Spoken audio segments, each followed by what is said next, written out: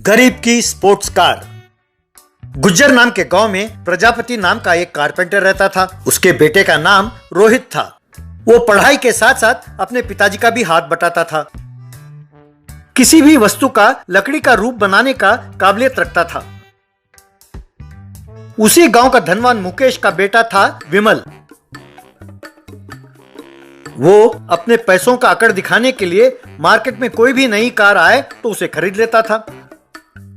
इतना ही नहीं, बाप बेटे मिलकर गांव वालों को बहुत परेशान करते थे। एक दिन मार्केट में आए नए स्पोर्ट्स कार को खरीदकर विमल ने गांव वालों को बुलाया।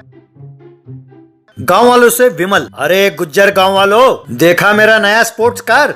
देख लो बेवकूफ लोगों, तुम लोगों ने अपनी जिंदगी में ऐसा कभी नहीं देखा होगा।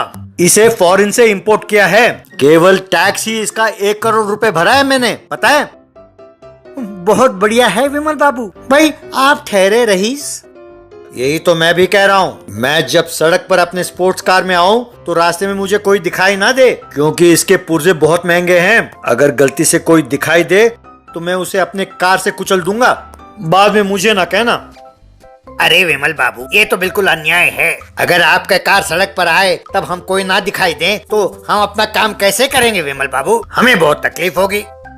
अरे तकलीफ हो या भीख मांगो, ये तुम लोगों की परेशानी है। देख लो, इस गांव में सड़क, पानी, सबका इंतजाम मेरे दादा परदादा ने किया है। अगर किसी ने नाटक किया तो सब बंद हो जाएगा। पर तुम लोगों की रोनी सूरत देखकर एक बम्पर ऑफर देता हूँ। वो ये है कि ऐसा ही कार तुम अपने गांव में दिखाओ तो फिर तुम जैसे मर्जी घूम सकते हो। कहकर वहां से चला गया।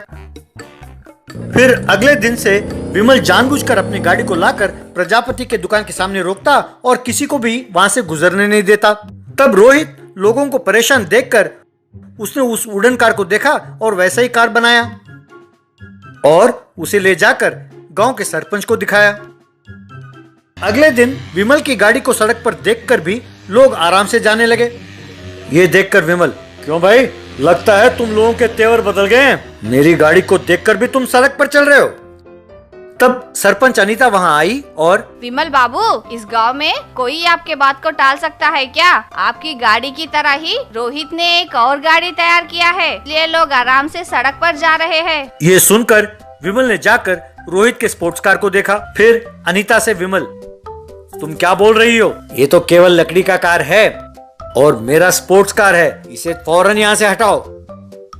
पर सरकार, इसे यहाँ से हटाना मुश्किल है। पर वैसे भी आपका तो धनवानों का कार है और मेरी गरीब की स्पोर्ट्स कार है। आपकी गाड़ी लोगों को सड़क पर जाने नहीं देगी, मेरी कार सड़क पर लोगों को जाने से रोक नहीं पाएगी। ये सुनकर लोगों ने ताली बजाई। ये देखकर विमल, अच्छा तो तुम्हारे अब फैंस भी हैं? तुम समझते हो तुमने कोई तीर मार ली है? मैं जानता हूँ कि तुम्हें कैसे रास्ते पर लाना है, कहकर वहां से चला गया। अगले दिन स्पोर्ट्स कार डीलर्स के साथ पुलिस को लेकर वहां आया विमल। तब स्पोर्ट्स कार डीलर, देखो रोहित, बिना कंपनी के परमिशन के ऐसे स्पोर्ट्स कार बनाना गलत है।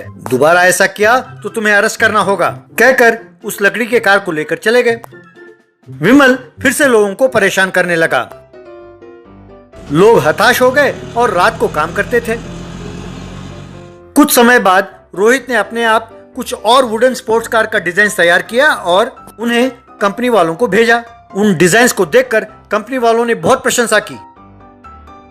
अगले दिन कंपनी का रिप्रेजेंटेटिव रोहित के पास आया और, Rohit, you are a gem. हमारे कंपनी को ऐसे डिजाइन की कई सालों से तलाश थी। बहुत सारे इंजीनियर्स भी ऐसे डिजाइन बनाने में विफल हुए। तुम्हारा डिजाइन देखकर वो बहुत खुश हुए। देखो, कार बनने के बाद उसके सेल्स में तुम्हें हिस्सा मिलेगा और तुम्हें एक बहुत बढ़िया कार भी मिलेगा। बोलो मंजूर है? सर, ये मेरा सौभाग्य है कि आपको मेरा डिजाइन पसंद आया। इस डिजाइन के लिए मैंने बहुत मेहनत की है। कारण ये है कि वो विमल हमारे गांव वालों को बहुत परेशान कर रहा है। इसलिए अगर आप बुरा ना माने तो वैसा ही कार क्या आप मुझे दिला सकेंगे? ये सुनकर लोगों ने ताली बजाई। तब कंपनी का रिप्रेजेंटेटिव ओके कहकर चला गया। अगले दिन विमल जब अपना स्पोर्ट्स कार लाकर लोगों को परेशान कर रहा था, तब कंपनी का रिप्रेजेंटेटिव एक और स्पोर्ट्स कार को लाकर रोहित को सौंपा। ये देखकर विमल हैरान हुआ। देखिए, आज से ये सब गांव वालों का कार है। अगर विमल बाबू आकर हमें परेशान करें तो आप ये स्पोर्ट्स कार दिखाकर कहिए कि ये गरीब का स्पोर्ट्स कार है। ठीक है, ये सुनकर लोगों ने ताली बजाई। तब विमल शर्मिंदा हुआ और वहां से चला गया। तब से रोहित से डरकर विमल और उसके पिताजी ने गांव वालों को परेशान करना छोड़ दिया। गरीब लड़का क्ले टॉयज। विदर्भा नाम के गांव में चिंटू नाम का एक लड़का रहता था। उसके पिताजी घड़े बनाते थे। उसके पिताजी को लकवा मार गया और उसके हाथ पैर मुड़ गए और वो गिर पड़े। तब परिवार को चलाने की जिम्मेदारी चिंटू पर ही आ पड़ी। इस तरह कम उम्र में ही चिंटू ने अपने पिताजी के व्यवसाय को संभाल लिया। पिताजी इस काम को कई सालों से कर रहे थे, पर हमारी परिस्थिति नहीं सुधरी। अब भी हम गरीब हैं। इसी काम को थोड़ा हटकर किया तो लाभ हो सकता है। यूं सोचकर मिट्टी के घड़े बनाने के बजाय वो कई किस्म के मिट्टी के खिलौने बनाने लगा। उन्हें मार्केट में ले जाकर आओ भाई आओ, बहुत सुंदर और बढ़िया मिट्टी के खिलौने हैं, इको फ्रेंडली टॉयज। इससे कोई प्रदूषण नहीं होगा। प्लास्टिक के खिलौनों से खेलने से बच्चों को बीमारी हो सकती है। वो केमिकल्स बहुत ही हानिकारक हैं। मिट्टी के खिलौनों में कोई हानि नहीं है, कहकर बेचने लगा। लोग भी उससे खिलौने खरीदने लगे। ये देखकर आसपास के दुकान वाले, चिंटू तो लोगों को बातों से ही फुसला देता है। इसे पहले देखकर हम सोचते थे कि ये एक शरारती बच्चा है, पर परिवार की जिम्मेदारी सिर पर आ गई तो अलग सोच के साथ वो धंधा कर रहा है। बेचारे इसके पिताजी तो कुछ बोलते ही नहीं थे। ये लड़का बहुत होशियार है। ये धंधे को खूब आगे बढ़ा रहा है और लाभ कमा रहा है। इसके मिट्टी के खिलौने बहुत प्रबल हुए हैं। यूं बातें करने लगे। तब चिंटू के दुकान के पास एक बड़ी कार आकर रुकी। उसमें से एक मोटा व्यक्ति उतरा। उसका नाम था मोटूलाल। सुनो बेटा, मेरा नाम है मीडिएटर मोटूलाल।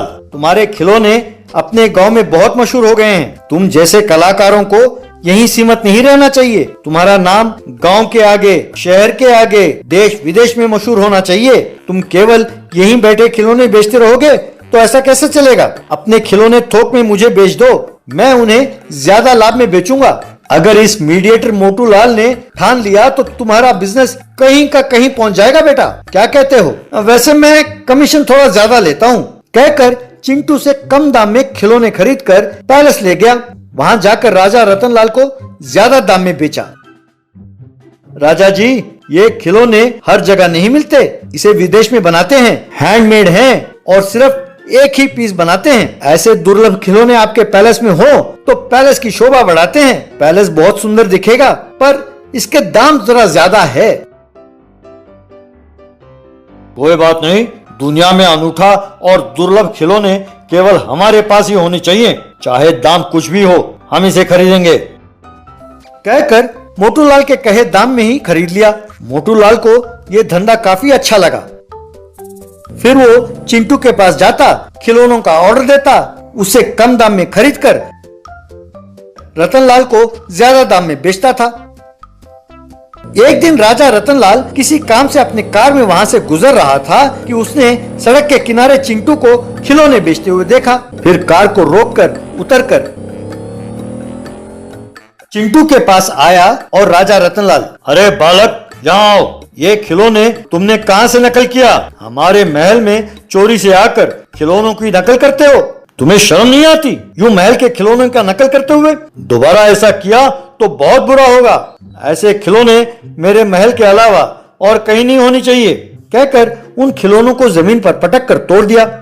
तब चिंटू गुस्से में, राजा जी, मैंने कब आपके खिलौने का नकल किया है? मेरा काम है खिलौने बनाना और यहाँ बेचना। इसी में मेरा समय निकल जाता है। फिर मेरे पास इतना समय कहाँ कि मैं आपके पैलेस आकर आपके खिलौनों की नकल करूं? मुझे शक है कि कोई मेरे खिलौनों को दुर्लभ पीस कहकर आपको बेच रहा है। लगता है कि कोई आपको ठग रहा है राजा जी, क्योंकि आप धनवान हैं। आप क्यों झूठ बोलेंगे? उसकी बातों में सच्चाई जानकर रतनलाल, सच कह रहे हो चिंटू। मीडिएटर मोतीलाल इन खिलौनों को अनूठा दुर्लभ कहकर मुझे बेच रहा है। मैंने इसलिए यकीन कर लिया क्योंकि ये खिलौने बड़े सुंदर हैं, इसलिए मैं उसकी बातों में आ गया।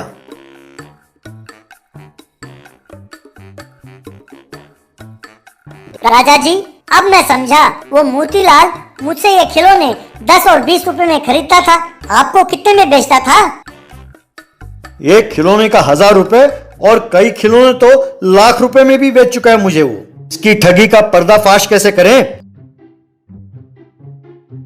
तब चिंटू थोड़ा सोचकर, एक काम कीजिए राजा जी, पास जो एक क्ले कार टॉय है उसको दिखाकर उससे कहिए कि वैसा ही खिलौना आपके दोस्त को चाहिए। उससे कहिए कि चाहे कीमत कुछ भी हो आप देंगे।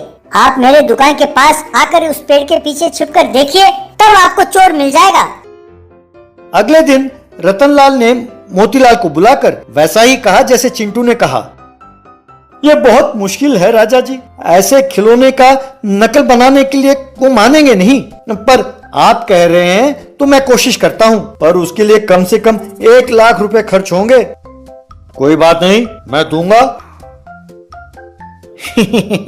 पागल राजा, ऐसे मूर्ख हो तो अपना तो लाभ ही लाभ है, यूं सोचकर चिंटू के पास गया। इस बात से अनजान कि वहां पेड़ के पीछे राजा छिपकर देख रहे हैं, वो चिंटू से, ए चिंटू, मुझे एक कार का खिलौना चाहिए, बहुत अर्जेंट है, इस बार दाम थोड़ा ज्यादा दूंगा। वैसे भी तुम गरीब हो और खिलौने बनाकर बेचते हो, तुम्हारा भी तो गुजारा होना चाहिए ना। तब रतनलाल ने आकर मोटूलाल को दबोचा। माफ कीजिए राजा जी, माफ कीजिए, कहकर उसके पैरों में गिरा। तब राजा ने उसे खूब मारा और उसके पास से सारा पैसा वसूल किया और चिंटू को दे दिया। बेटा चिंटू, ये पैसे तेरे हैं, ये तेरे अंदर के कलाकार के लिए हैं, ये तुम्हारा हक है। कलाकार ये अमीर गरीब नहीं होता, कोई भी कलाकार अपने अंदर की प्रतिभा को नहीं छुपा सकता, कहकर चिंटू की खूब तारीफ करने लगा।